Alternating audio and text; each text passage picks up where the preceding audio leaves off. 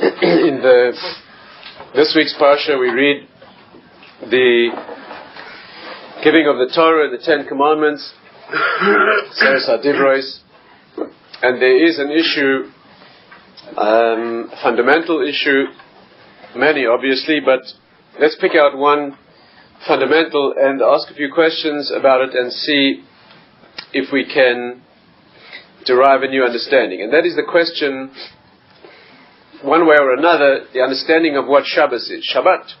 Shabbos. One of the Ten Commandments, a lot of questions we can ask about it. Why is it, apart from being one of the 10, why is it almost synonymous with being Jewish? In many ways we regard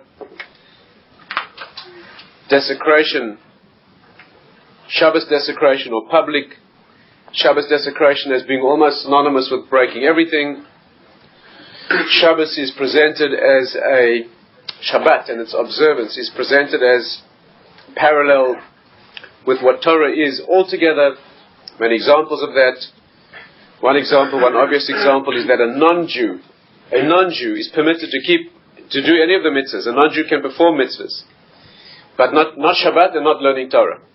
Not with very serious consequences, extremely serious consequences. Even a convert, even someone coming to convert to Judaism, so they are required not to keep Shabbat during the learning process. In other words, while they're yet learning and even learning the laws of Shabbat, they need to break Shabbos at least somehow privately once during the Shabbos. And learning Torah, again, you have to know which aspects exactly, but why are those two singled out? Why is it that a person who wishes to convert can start learning and practicing and yet these two things not? What do they have in common?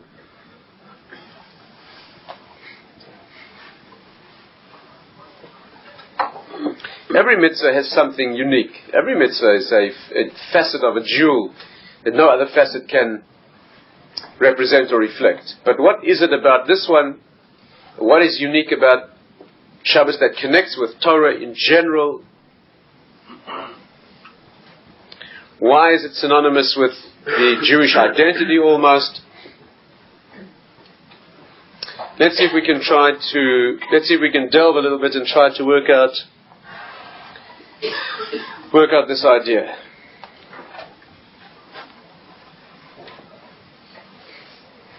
Probably one of the most misunderstood ideas and one of the most central.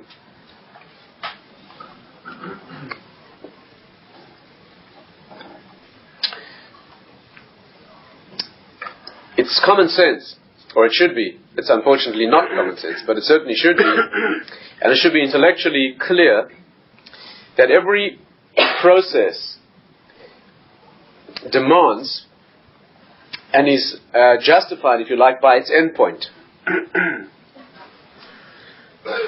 Every process, every journey is justified and given meaning by its endpoint. You agree? A journey to a destination, the whole journey and all the difficulties and even all the preparations, there may be a long story involved in setting out on a journey and undertaking a journey. Surely the reason is the destination.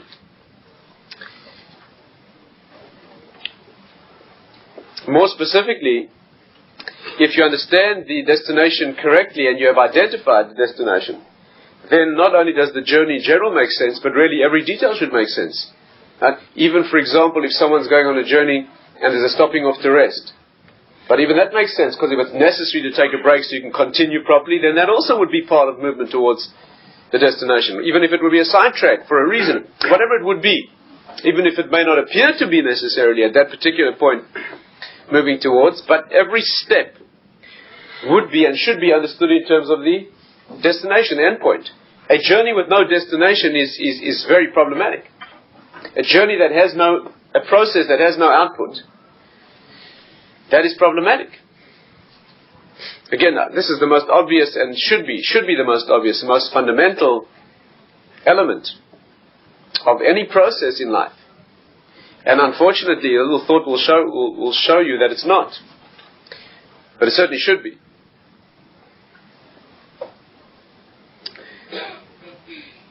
it's almost unnecessary to build a point, but let's make sure we understand it.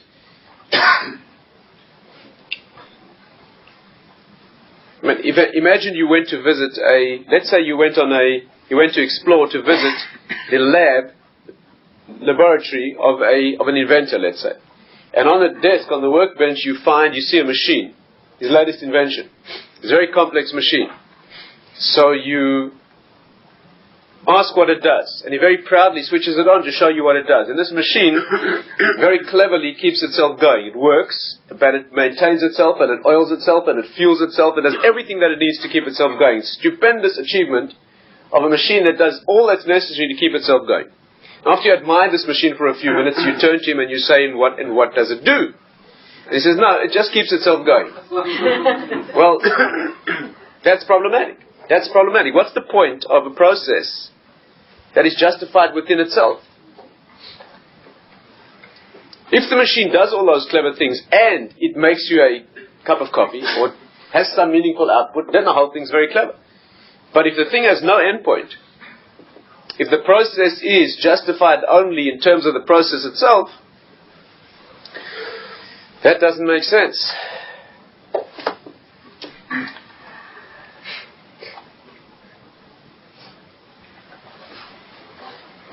Why is it possible for people to involve themselves in process that has no endpoint?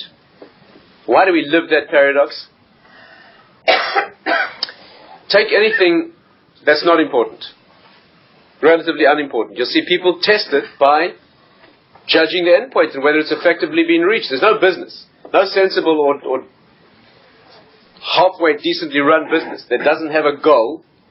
And there's a constant measuring.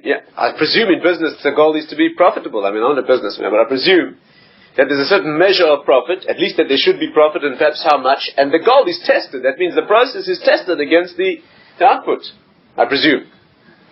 Or someone engages in an activity, training for a sport it could be. Surely there's an endpoint that a person wants to get to, and there's a measure, and that's the responsibility of a person who's training, or a coach, or a teacher, to make sure that there's progress towards an endpoint. Or a building, or any project that has any reality in the world. There's an endpoint, and there's movement towards an endpoint, and that's the justification of the process. And this has to be answered for if there's no. So why is it that in the things that are really important, like life, most people just amble through it without even having thought of defining what the endpoint should be? Or marriage. What could be more important than the meaning of a relationship of marriage, for example? So most people define marriage more or less as the beginning point, where it starts, and then it sort of gets vague. But that doesn't make sense. Why is it that when it comes to something silly like your sporting achievement, relatively silly, or business, or any other activity that you find important, so you set a goal and the whole process is tested by the goal. But when it comes to the really important things like where your family is going, or what your marriage means, what the raising of children means, or most important of all, who you are and what your life will yield and will mean, we don't even have the process of even thinking that there should be a goal, let alone pondering what the goal should be and testing whether I'm moving towards it. That doesn't make any sense at all. But that's a travesty of human existence. If you observe most people on earth, unfortunately, the vast majority, you'll see that their lives consist of process for the sake of process. Most people are engaging in daily activities to earn enough to sustain themselves so they can continue engaging in those daily activities. Most people are earning a salary so they can stay alive, so they can keep earning a salary. But that should be enough to drive you insane.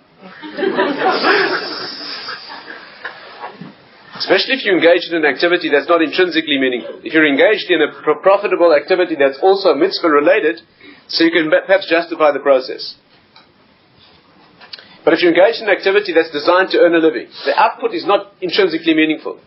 And you go do that every day so you can earn enough to stay alive so you can do that the next day. So there's sort of vague realization that the real reason you're doing it is because there's a weekend. And what is the weekend? It's a half unconscious state that is only designed to give you just enough to pick yourself up at the end to go through the same thing another week. So people with more foresight and insight, they say, well, that's true, but I'm doing it because at the end of the year. So what is the end of the year? It's a couple of weeks unconscious on the beach someplace so that you can do the thing for another year. So most people who think through that will say to themselves, well, now, because the real reason is when I've done this long enough, then I'll be able to do only that.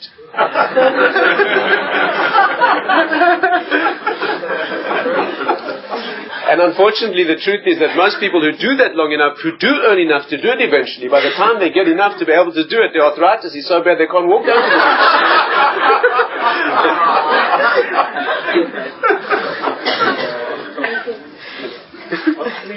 It's not really funny. Not really funny. Unfortunately, most of human effort is put into a maintenance program, which is a scramble to maintain the maintenance. That's what it is. That's not what we're designed for. We're not designed to be machines whose output is simply input. That's not what we're designed to be. There has to be something meaningful. At the end of the process, when there aren't any days left, you have to have something to show. Something to show for it. Jewish teaching is quite explicitly that what you have to show for it is you. And attached to you are marital issues and family issues and Jewish concentric circles and the world at large, in fact.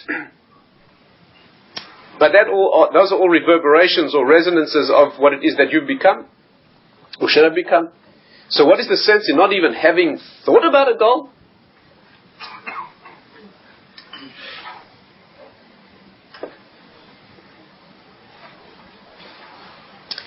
So let's try and get it clear. There's process and there's endpoint. Those are the two dimensions of which the world consists. A world that lives within time. A world that lives within the dimension of time. What lives within time are the dimensions of space. But they held, the deeper sources say that time is the ultimate female dimension. That's why women, of course, resonate with time. Men's bodies do not resonate with it. Not like women's. Women's bodies resonate with time because the female dimension is time. The word zman in Hebrew. The word zman in Hebrew means zimun. Zimun in Hebrew means ready for that which will occur. It means an invitation for events to transpire. It's not just a passive medium. It's a medium that demands and requests that reality should take place and build and develop.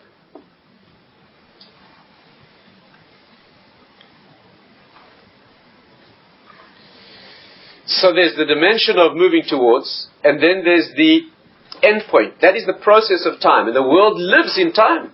There is nothing else to time. So that's an important thing to understand. There is nothing else. There's no other reality in time. Time is only the movement, the transition of process becoming endpoint. That's all there really is. What do you have to show for any process, any meshech, any duration of time that you went through? What do you have to show for it? The time certainly you don't have to show. It's not there anymore. There's no. All that you are now is your past. The past the past does not exist. All that exists is the most frightening idea, most terrifying idea. All that exists from the past that is dissolved is what was extracted from it, what was exported. It's not for nothing that the dimension that holds human existence is so obviously illusory. It's so illusory, in fact, that in science there's no real grasp of it. You know, in scientific notation, even not even any way of, in physics and in science, the grasp of the concept of the present, right, which is reality, actually has no expression. The definition of the present is the transition between the past and the future, and it's infinitesimally thin, which means it doesn't exist. That's a serious issue. Let's put it a little differently. Where do you live? Where is your existence? Is it in the past, the present, or the future? There's no question you live in the present. And I presume that's clear. You don't live in the past, that's gone. You certainly don't live in the future, it hasn't happened. Your life is in the present. But the present is nothing. It's an infinitesimally rapid transition from something that doesn't exist anymore to something that certainly doesn't exist. So where are you? But that paradox and that spiritual problem, things aren't built in the world to torture us for no purpose. That existential torture is constructed in the fiber, it's built into the fiber of our beings, so that sooner or later when you become of sentient mind, old enough to be conscious of these things, you should have a realization that this is going to happen until it isn't anymore. And in the last moment of consciousness, and it's bitter to talk about these things, but in the last moment of consciousness when it goes, there isn't anything. The only thing that's real is that which has been extracted through that ethereal and ephemeral transition from nothing to nothing. So if you're not using that mystical transition to extract something that remains, what is it?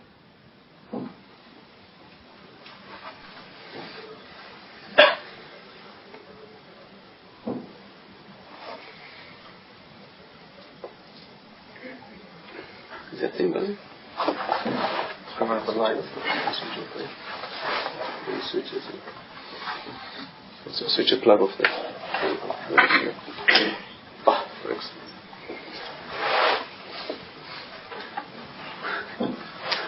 So that's the problem, that's the issue.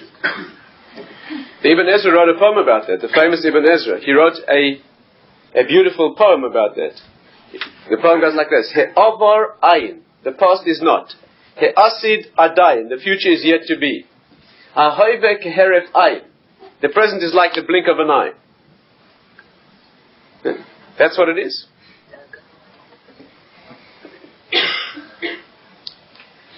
So, this dimension of time that itself suggests illusion, is therefore the teaching that if every moment is not destination, then it's nothing.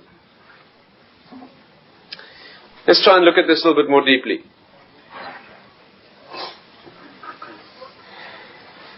The formalization of this, that means the formal expression of this, if you like, is what we call this world and the next. This world and the next. There's no deeper axiom in Jewish thinking than the fact that we live in two worlds. We live in a world that's called this world that moves towards the world after this. The reason for the construction of those two dimensions and how and why they were put together, that's not tonight's discussion. Let's take that for the axiom of this evening. What we call this world, we call Eretz. Right? The Hebrew, again, in English, they call it heaven and earth. Heaven and earth. Eretz and Shamayim. Eretz means the land, Aretz, the land, and Shamayim means heaven.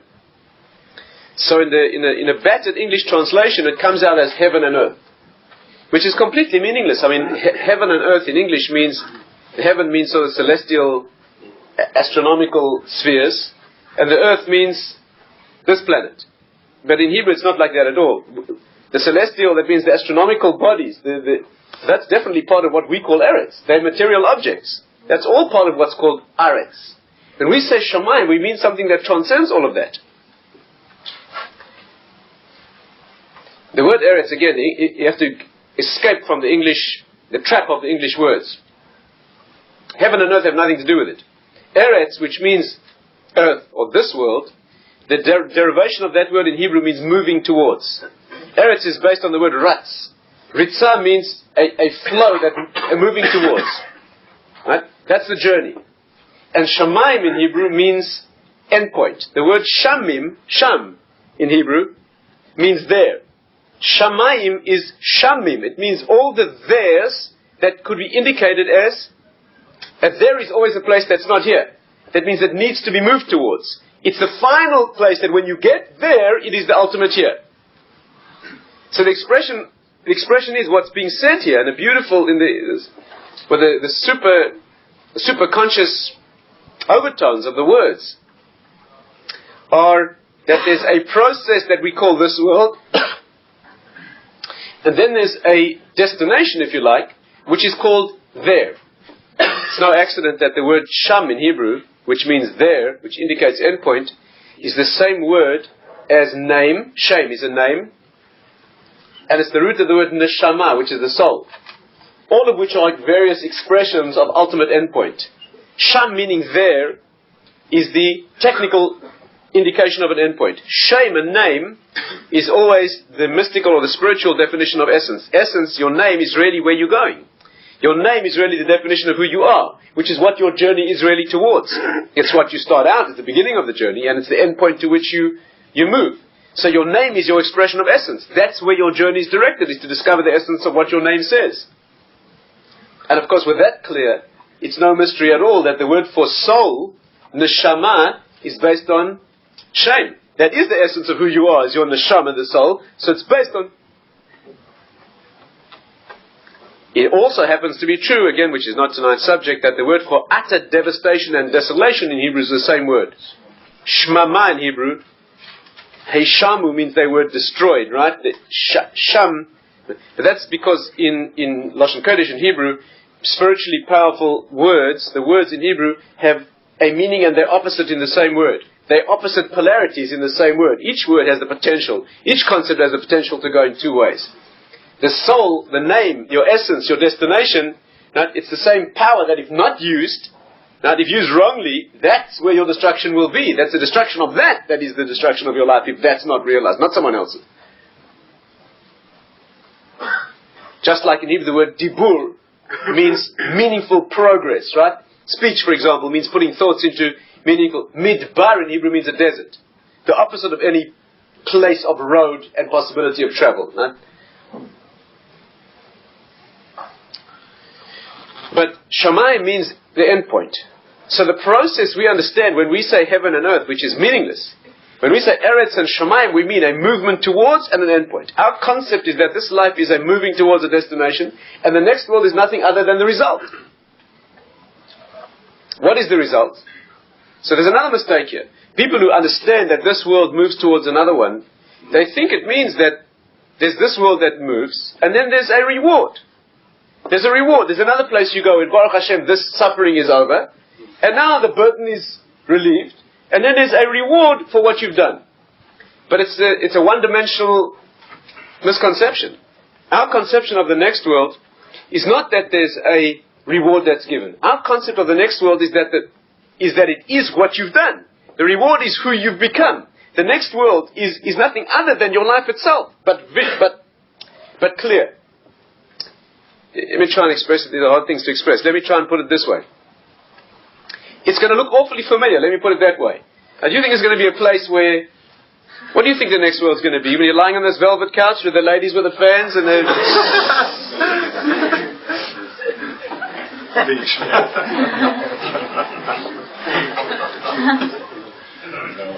with the grapes in the mouth?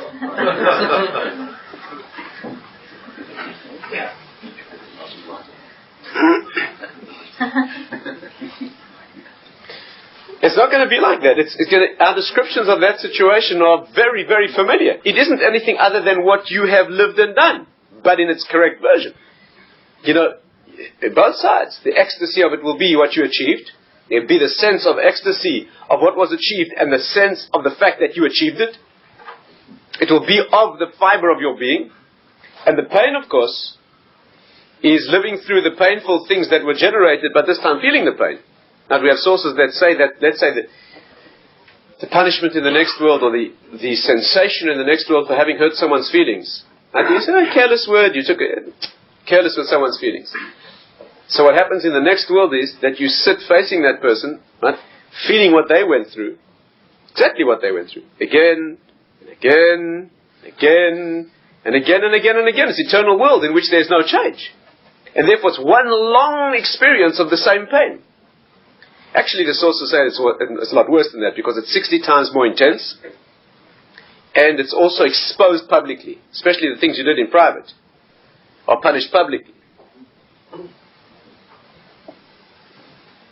Why, you may ask? It's got to be fair. It has to be fair. So why is it that it's felt continually if you only did it once? First of all, everything you've done once is continual and ongoing.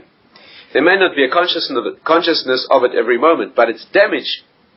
A life that was affected, that you desensitized when you hurt somebody, that life took a knock that... It wasn't a blip that recovered. No, it doesn't look like that.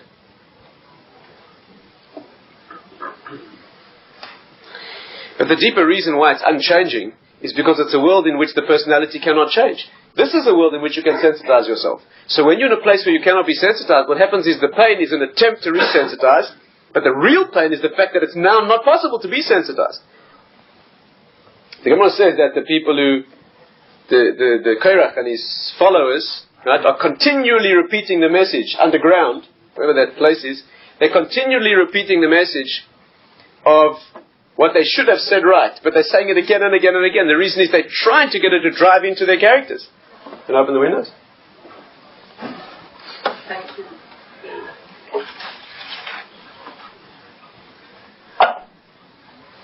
But it doesn't go in. You can sit here if you like. Is that good? That's okay. Thank you. The message doesn't go in because that's a world of course, ultimately it's that very pain, or according to the places, the sources that talk about it, it's the humiliation of the fact that it has to be done when it's not in your power to do anymore. That humiliation is the pain that finally affects the sensitization. But this world and the next, not directly our subject this evening. Let's put it another way. The Medrash says that in the next world, the tree and the fruit taste the same.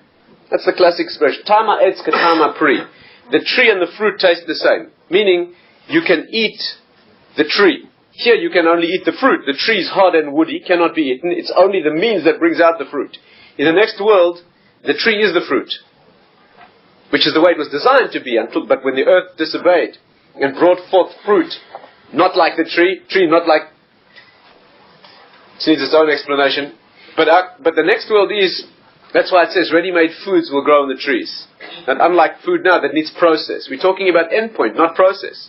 In this world, what grows is raw material that needs to go through process to reach endpoint, to be ready. In the next world, it's ready-made endpoint product that is produced. Put another way, the tree and the fruit are the same. What's the meaning of this? The Kabbalistic sources discuss this in detail. The meaning is this, that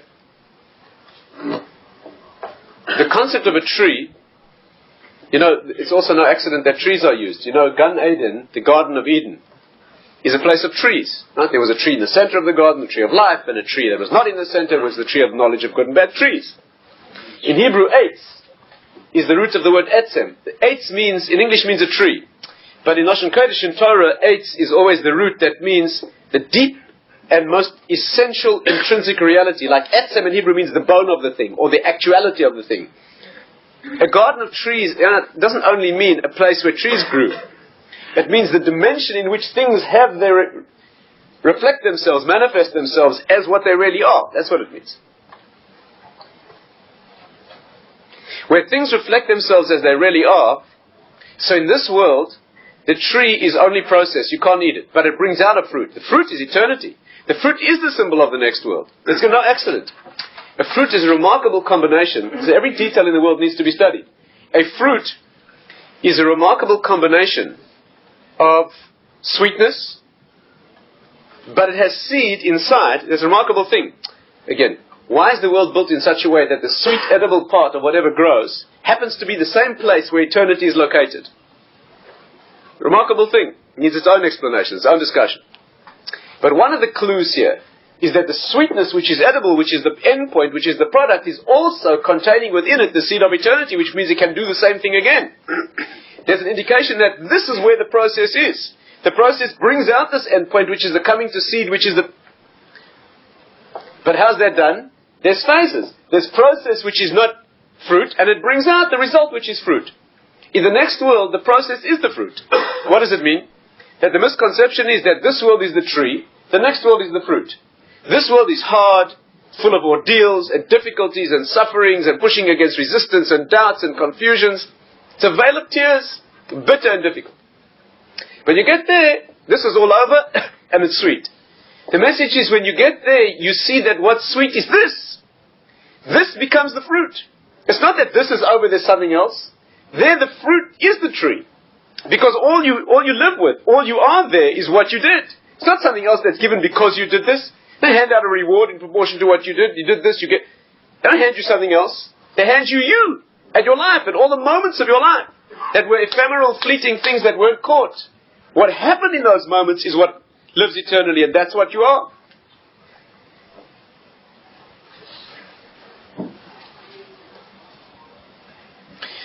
So what's the process? What's the concept? The process is that there's a dimension of movement towards, and then there's the result, which is the result of the process. The destination is only the combination of all the steps that you took to get the destination. That's what it is. Isn't anything else. The end point of the road is how many steps you walk to get there. One step less is one less. And the meaning of the journey is the destination. That's what it's all constructed to build. And that's all the destination consists of.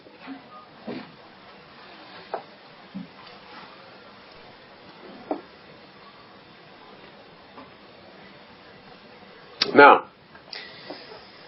Shabbos is destination.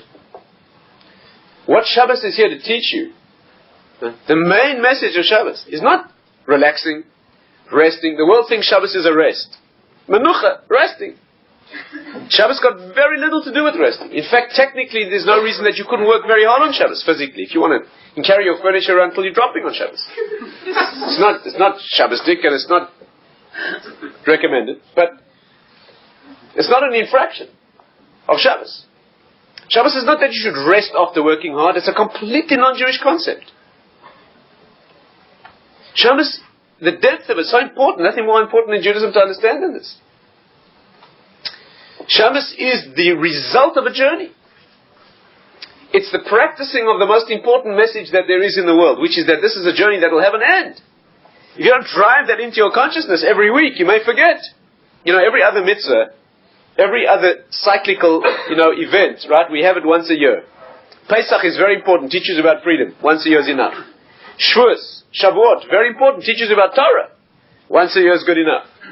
Right? Whatever, Sukkot, once a year, the message, and you live on it for the rest of the year. But Shabbat you need every week. That's a very important message. The concept is that there's nothing more important than remembering that every step has to be towards a destination. If you've been walking and walking and walking and you look back at your tracks and they've been going round and round in a circle, the tremendous pain. Shabbos keeps you on track to remind you that this life moves towards a destination. It can't go back again.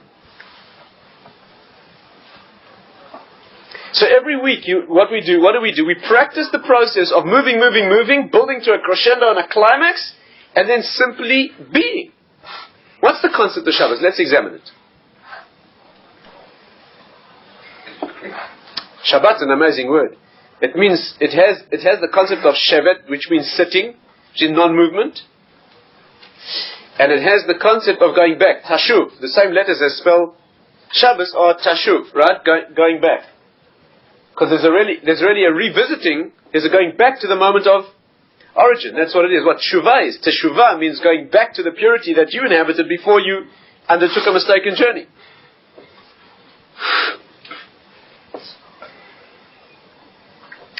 Let's understand, what is Shabbos? So the world thinks, the non-Jewish world certainly thinks, unfortunately most of the Jewish world thinks, that Shabbos is where you rest. You worked hard all week, you need a time to rest. It's psychologically healthy, and it's family-wise, it's healthy. All that's true, but that's not essence.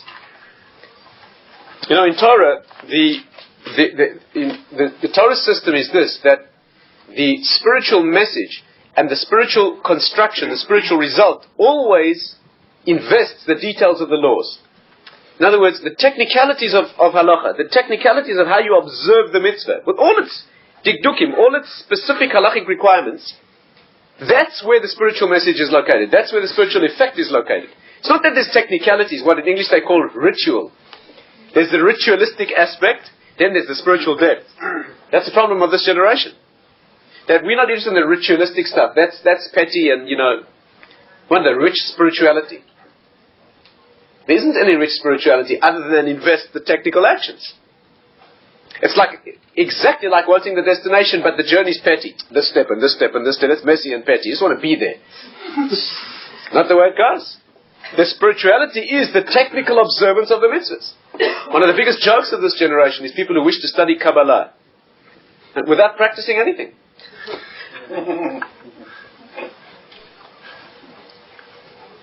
That's exactly like engaging in intimacy without being married. That's what it is. It's exactly what it is. But it's a problem of this generation too. It doesn't go that way. There's a building up of commitment, and it goes someplace.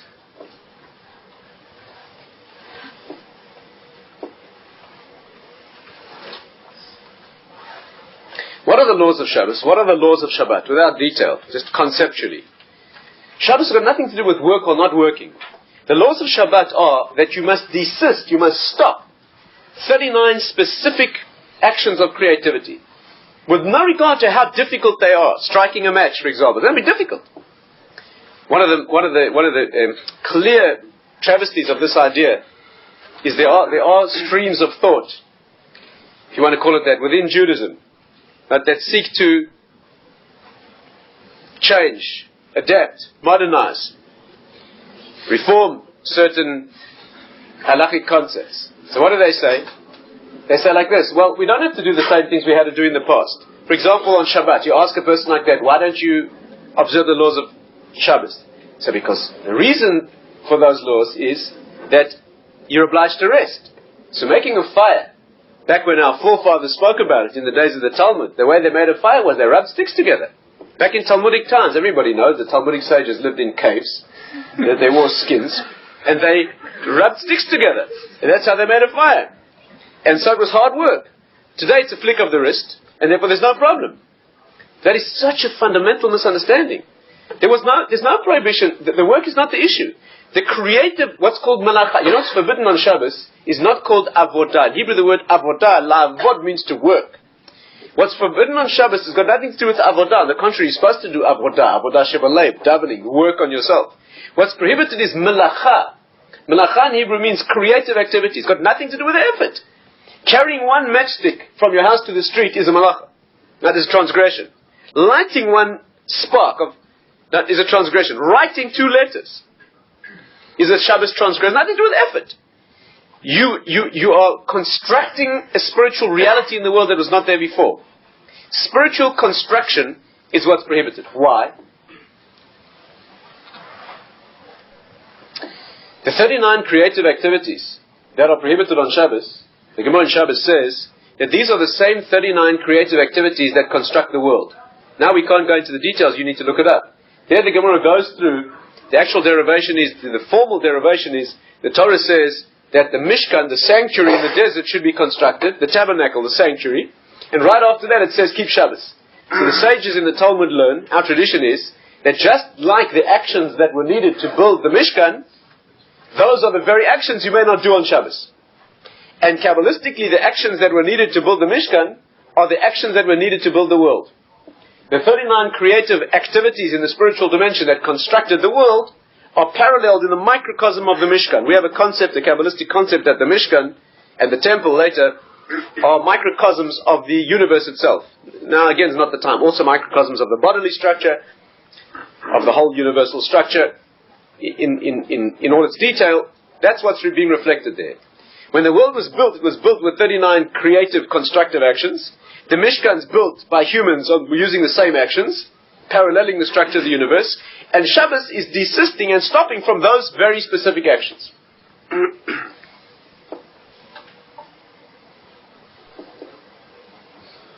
The concept is that there's a work and building and construction of the universe during the week, and on Shabbos you stop.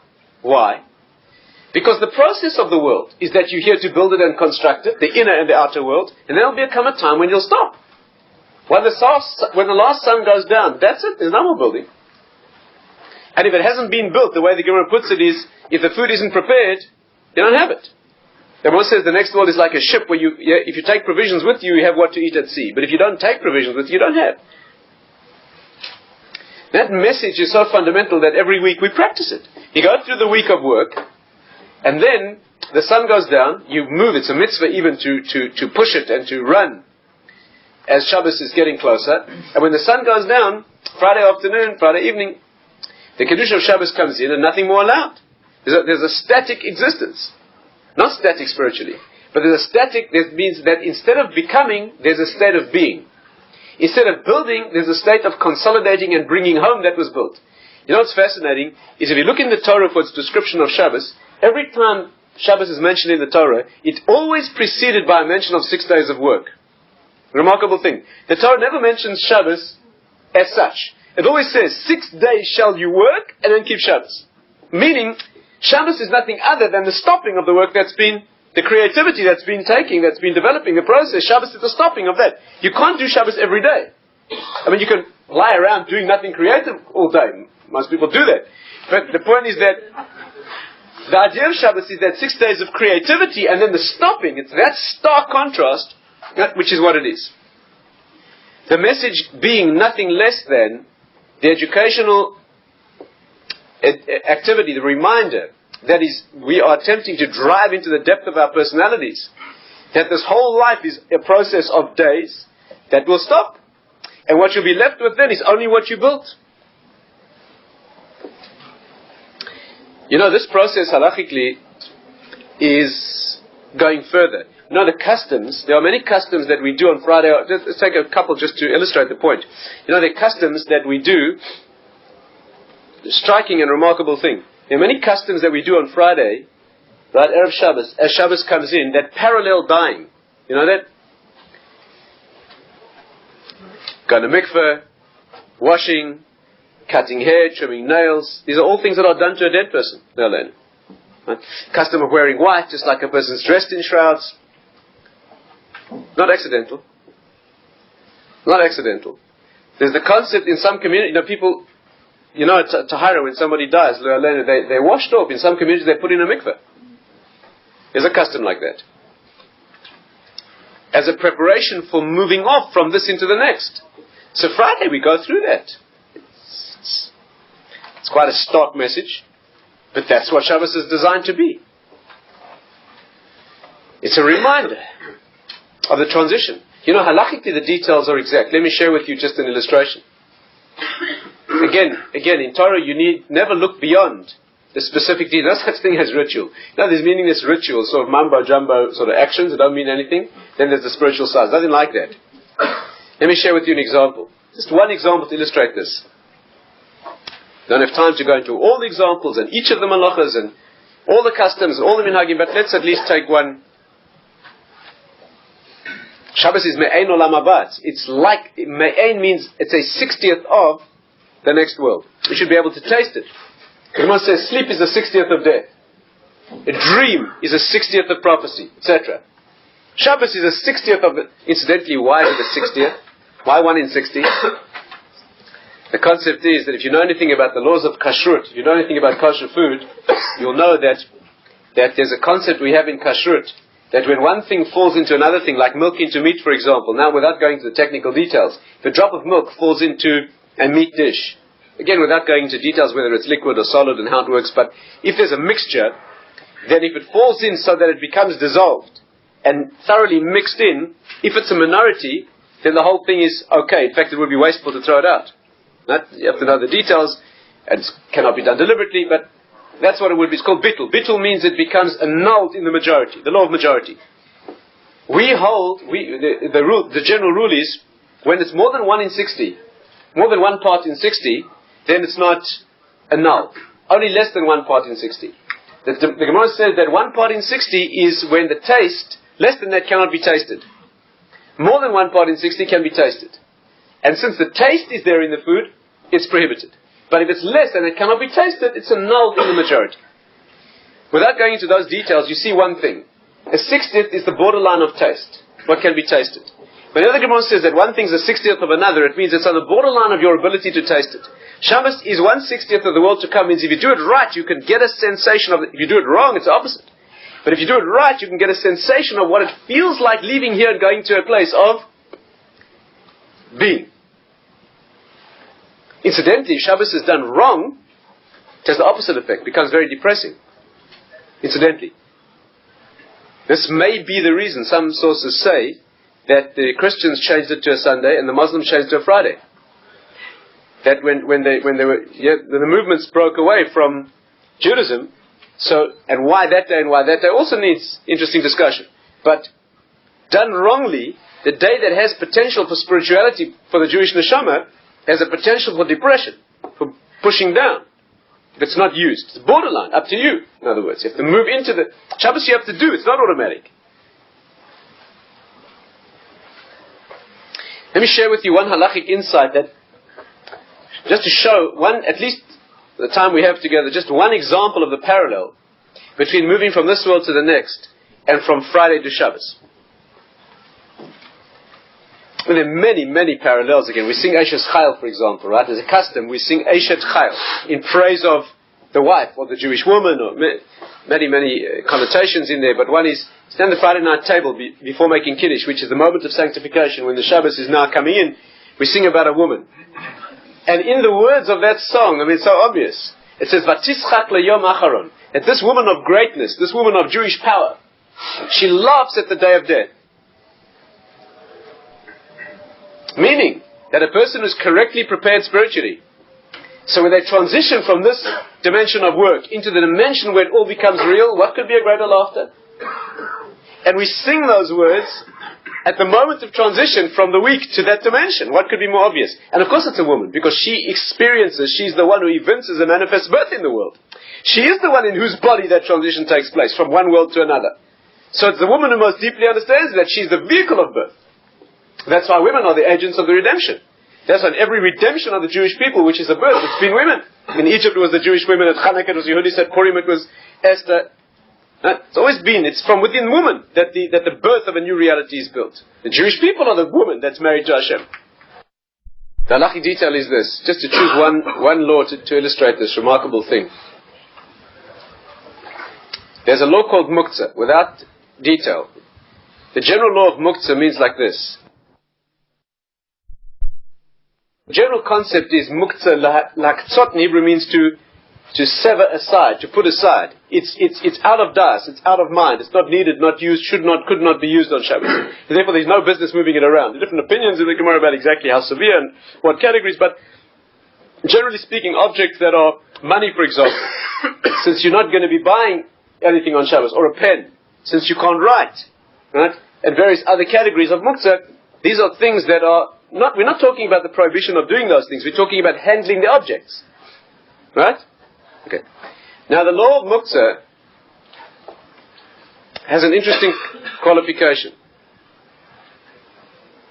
And that is that what defines an object as muktzah on Shabbos is not its natural status, but the way it was when the sun went down. Interesting thing? Here's an example, an application. Let's say you have an object that's muktzah now and ceases to be muktzah later.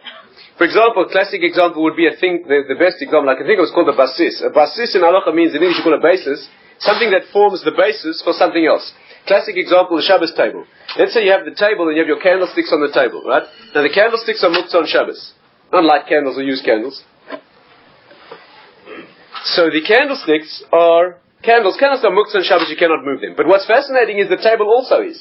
Because it's a support for muktzah objects, provided there's nothing else on it. If you put the bread, if you put the challah next to, if you put the challahs next to then the table has, it's a basis for permitted and non-permitted objects. But if there's only muktzah objects on the table, then not only are the candlesticks muktzah, but the table is too. I'm not now going to go into the details.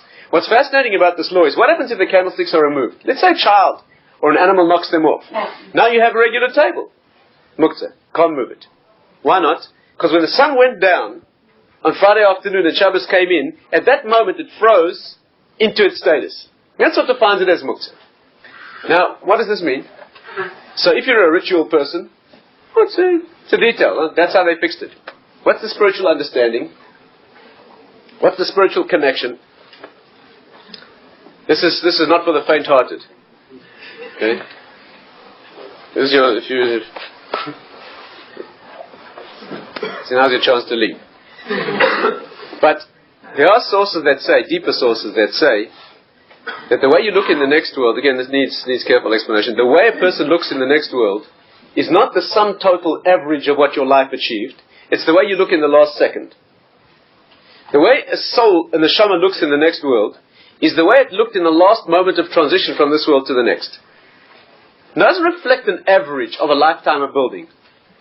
It's a frozen snapshot of the way it looked in the last moment. Let's try and think this through carefully. What does it mean? There are many, many important consequences. Frightening and important.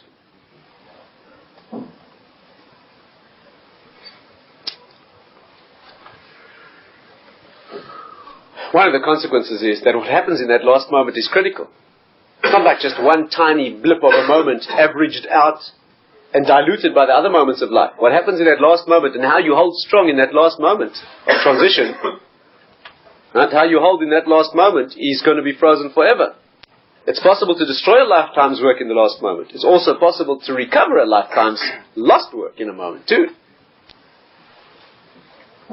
Incidentally, this is learned from the Gemara Bava Metzia says, without going into detail, but a derivation is also fascinating to know.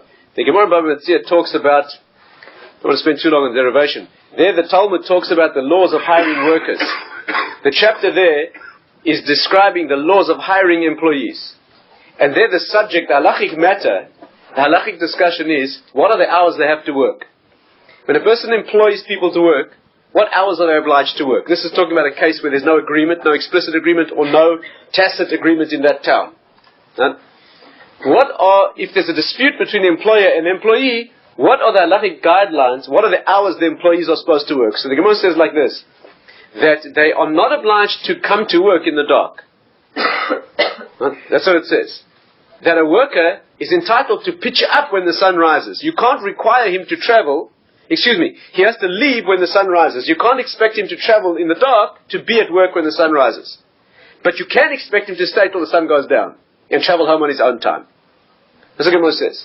The employer can demand that the worker come to work in the morning, leaving him enough time to get there from sunrise. That he can't. He can't make him travel in his own time. But he can make him travel home in his own time. Where's it learned from? Because the amazing halachic source for this is a verse in Tehillim. The pasuk in Tehillim there, the verse is talking about the wild animals, the wild creatures of the forests of the world. That's what it's ostensibly talking about. And it says there, it talks about a wonderful thing. It talks about animals in the jungle, and the Gemara says that's talking about certain types of individual. And it's worth looking up yourself. But the one piece that we need for our discussion is, there the expression is of human beings working, and it says, V'lavoidosoi adei arev. A human being works, he goes out to his work, and he works until evening. So the Gemara learns from that an employee has to work until sun goes down. It says, adei arev, until evening. You can be required by your employer, if nothing else was agreed, to work until the sun goes down, then you go home on your own time. The deeper sources say it has another meaning as well. It isn't only teaching what the day's work is leading to night, it's also teaching what this world's work is leading to night. Meaning that your employer, the real employer, requires you to work until the sun goes down. Meaning that even when it goes dark, in the last instant, you have work to do. What is your work in the world? Is to conquer your lower self. Our work in the world is the inner work of the higher self, conquering and developing the lower self. You have to hold strong and work on yourself until it's dark. So these sources say it means ad va'ad bichlal. In halachic terminology, that means whenever we express a borderline, the halachic question is, do we mean until the borderline, or do we mean until and including the borderline? And here they say it means, ad means until and including, meaning that you have to work until it gets dark, including the moment of darkness. What does it mean? That when you leave this world and it gets dark, there's a moment of work that you're obliged to fulfill even after the transition has begun. Let me explain. It says like this. When a person leaves this world, the first thing that happens is that there's a phase, an instant or a phase of darkness. A lot of descriptions of what the process is like. But one of the things that happens is a moment of darkness. It's not an instantaneous transition from this reality to another one. In between those two is a moment of complete and utter nothingness. And the consciousness is aware of not being here anymore, but not being there. In that moment of transition, when all has been left behind, the final ordeal strikes. Meaning you have to work until it's dark. It's a moment of darkness and there's still work. The work is coping with the final ordeal. The final ordeal is very bitter and very cruel. In that moment of disembodied blackness, the Yetzer Hara, the lower energy, the lower self, that creature, that inner creature that you've been battling all your life, comes with one last attempt. And on this hinges your whole eternity. And he comes to you in that moment of darkness and he says, you see, I told you there's nothing here. And if in that moment you accept what he says, that really there is nothing here, you lose it all. That means, that in the last moment of consciousness, before the next situation is revealed, there's a final test. The test is the test of faith. You see, the nature of the test is that a test of faith is always, and again this is a woman's teaching, the test of faith is a test where logic is no longer there. If you're being tested when it's logical and obvious, then it's not a test. The test is when the proof, the evidence, is against what's logical. That's a test. Are you with me? When it's obvious what you should be doing, when a loyalty, for example, is being requited, rewarded, so then there's no loyalty. Loyalty is when it doesn't look this way and you're loyal anyway. Of course, it's not unfair. I mean, this is only in proportion to a person's abilities. There are no tests that are given that are unfair. The same sources indicate that this is the nature of pregnancy and labor, for example. The process, again in a woman, the process is that pregnancy goes in a certain way, but labor is out of all proportion. It's a critical phase. It's not that there's a gentle progression which ends at an end. It's not like that. There's a gentle progression, but then there's a critical phase. That's dangerous, painful, dramatic, climactic, but that's what the birth is. When the Mashiach comes, can you see the examples? The coming of the Messiah, the Messianic Advent, Mashiach's coming is called Chevlei Mashiach, the birth pains, the labor pains of Mashiach. Why? Because the history of the world, no matter how difficult, will be nothing compared to the climactic. There's an old medrash, give you an example. That means the final test of the Jewish people will be a test. Yeah. There's an old medrash that says this. The medrash says that at the end of days, it's worth knowing. In ancient medrash it says like this. At the end of days, the Bnei Yishmael, and listen to the specificity of this medrash. The Bnei Yishmael, which means the Arab peoples, the Arabs. It's Bnei Yishmael, the sons of Ishmael, right? Couldn't be more specific than that. Will have a holy building where the temple should be located. That's what it says. How it's derived, how the Medrash knows it, also we have to discuss another time. Also fascinating. But that's what it says. There will come a time when the leaders of the Jewish people, don't ask me any questions, who, what leaders, political, the leaders of the Jewish people, so it says, will go to the leaders of the Bnei Ishmael, the Arabs, and they will say, remove your building, we're going to rebuild our temple. So the leaders of the Bnei Ishmael say, it's our holy site. Can you hear this? Can you hear it happening? That's our holy site. We are not moving. And there's a moment of tension. And then it says that the leaders of the Bnei Ishmael, the Arabs, they turn to the leaders of the Jewish people and they say, look, let's not fight about it. Let's make a divine test. Let's see which one he wants. You know, the Arabs are, one thing they have is faith. Not mess around, no games. Attachment to a faith that comes from their source in Avraham Avinu, right? Which is very, very powerful. It means much more than life itself in that world, in that culture. So they say, let's make a test. See who he wants. Let's go up to that holy site. Let's build an altar. We'll build a mizbeach, an altar, and you build a mizbeach. We'll put a sacrifice on ours. You put a sacrifice on yours.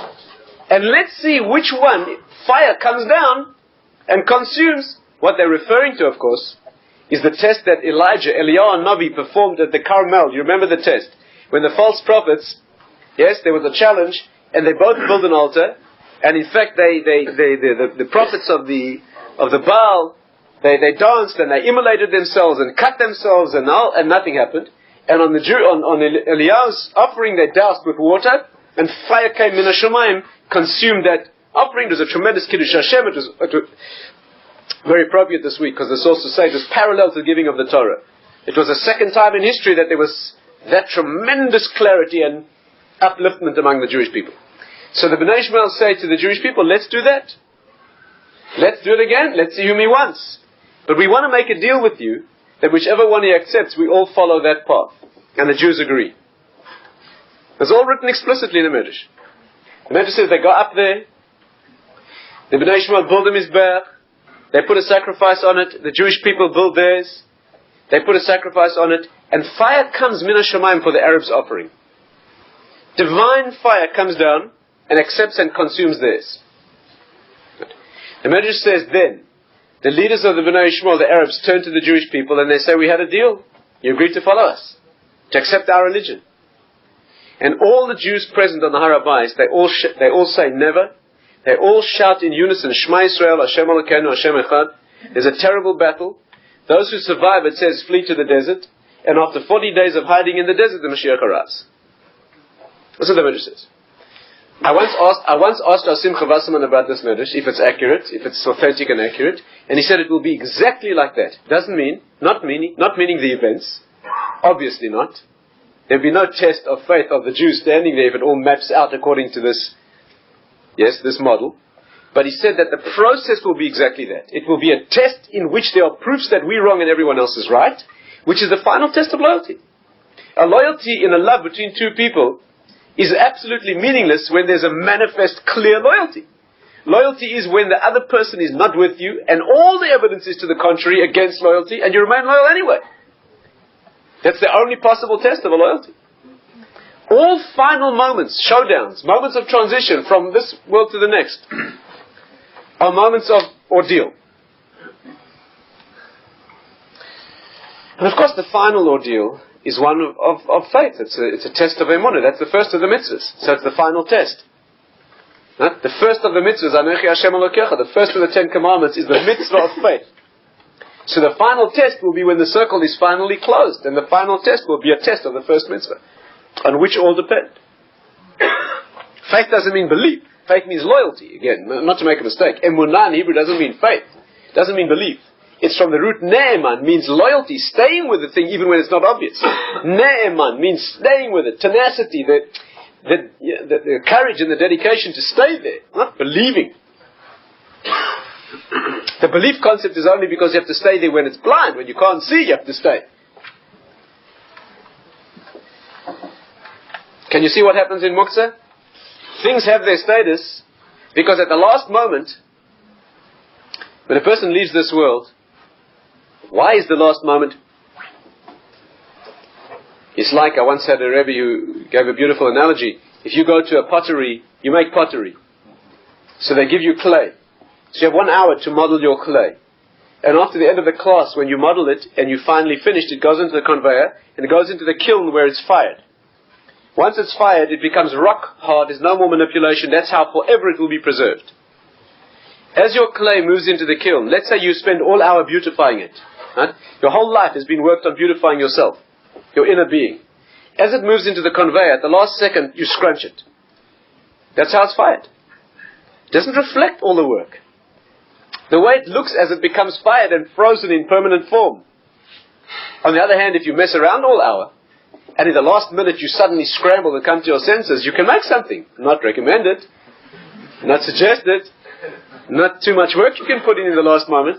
If you think you're going to do tshuva in the last moment, when you see that final moment come, that's when you'll do tshuva. Not so simple. Not so simple. The last moment may be a very brief one. Very brief. Maybe not conscious at all.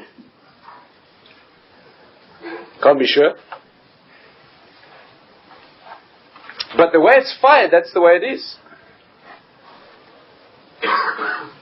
That's why the last moment can be such a test. And of course, that's also why the last moment can be a moment of recovering one's world. Tshuva. Person does tshuva. Regrets and repents and genuinely erases a lifetime. So that can be a complete cleansing. But it's not easy to regret and erase the details of a lifetime with genuine, thorough sensitivity and sincerity.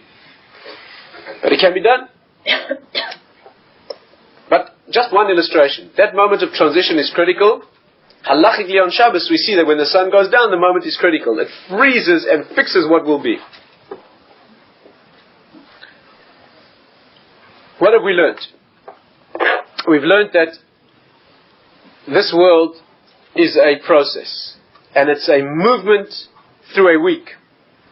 The next world is the big Shabbos. That's where there's a freezing, a closing down of options. What you've built, you have there, or more accurately, you are. That's a dimension where time is not moving like here. It's not a transition of ephemeral On the contrary, that's a static. There is a dimension, there is an aspect within which it moves, but it's a movement of increasing momentum based on what was built here. It needs also its own discussion. But from the perspective of this evening's discussion, that's a static position, which is nothing other than the ecstasy of what has been built here. What this has to do with Torah, not time now to go into detail. Torah itself is an endpoint within the world. That means in the world of mitzvahs, Shabbos is the one mitzvah that represents transition from journey to endpoint. And that's why it's such a central mitzvah. That's why it's so unique. That's why it's almost definitional in terms of being a Jew. Shabbos in the world of Torah, that means learning Torah, is an endpoint in itself in this world. That means that the reason that we learn Torah is not in order to go someplace else or do something with it. The ultimate reason for learning Torah is for its own sake. And that's the ecstasy of Torah learning. When a person gets their head into learning, right, it's a delicious, ecstatic experience because you're living in a world that is a world of endpoint. The ultimate aim in learning Torah is not to learn the information to use. Of course you need that as well. But it's learning Torah sitting in the yeshiva environment. Yeshiva, incidentally, is based on shav, which means to sit, which is like Shabbos. It's the one place where you can sit. Normally, shave, sitting in Hebrew is a sad word. It means a static situation, a sitting, non-moving situation. Right? But Shabbos, which is a sitting in an endpoint situation, or yeshiva, where you sit in Torah, which is an endpoint situation, you're sitting, but you're sitting on a vessel that moves. You're sitting on a ship that moves. Here you don't have to walk. It's one place on earth that you can sit. Believe me, you don't sit in yeshiva, you work very hard. But you're living in a dimension of endpoint. So that in the world of mitzvahs, Shabbos represents endpoint. In the world of Torah, Torah represents endpoint. It should be apparent now, the moment's thought will show you, why is a non-Jew prohibited?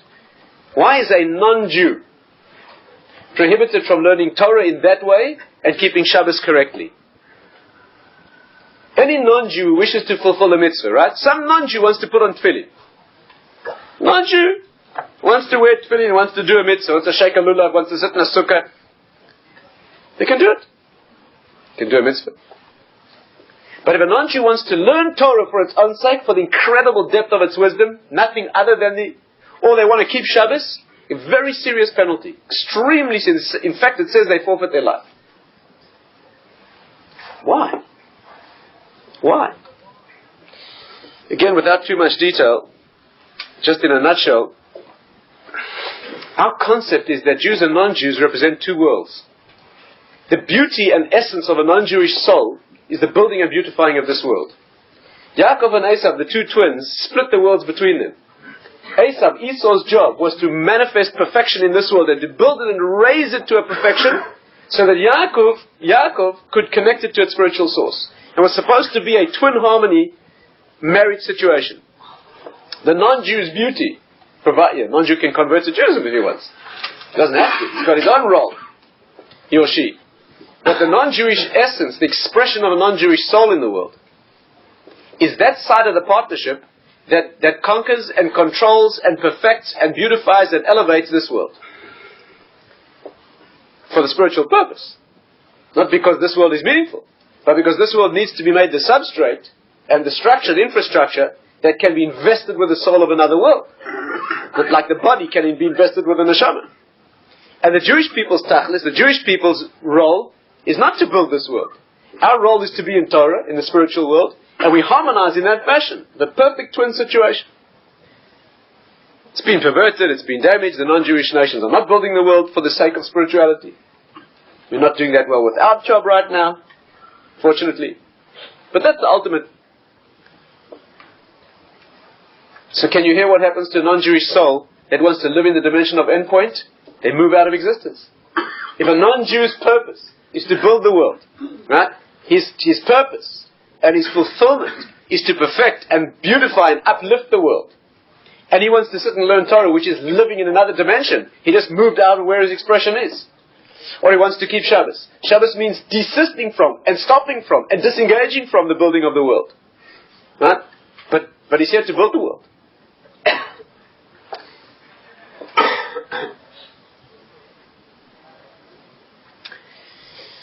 Unfortunately, we're not tuned to this idea. Unfortunately, the only time we have a sensation of the endpoint is that we try to make, unfortunately, the journey the endpoint. You know what we do? Instead of moving the journey ahead, we either forget about it entirely, and all we're concerned about is taking the next step so you can take the next step so you can take the next step, or you try and make it comfortable. That's what you do. That's what you don't do. While you're going on this train ride, so what do? Plaster the walls, lay down a carpet. That's what people do. It's a train. It's going someplace. It's going to get someplace. You have to get off there. No more ride there. So instead of working on the journey, what do people do? Thick carpet on the floor, gold taps in the bathroom, expensive tiles on the walls, leather furniture in the lounge.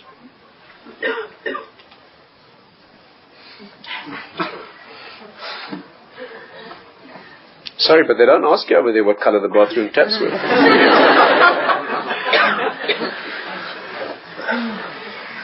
That kind of thing's allowed if it makes the journey meaningful. If it's seen in proportion, it's helping the journey. If you need that, maybe.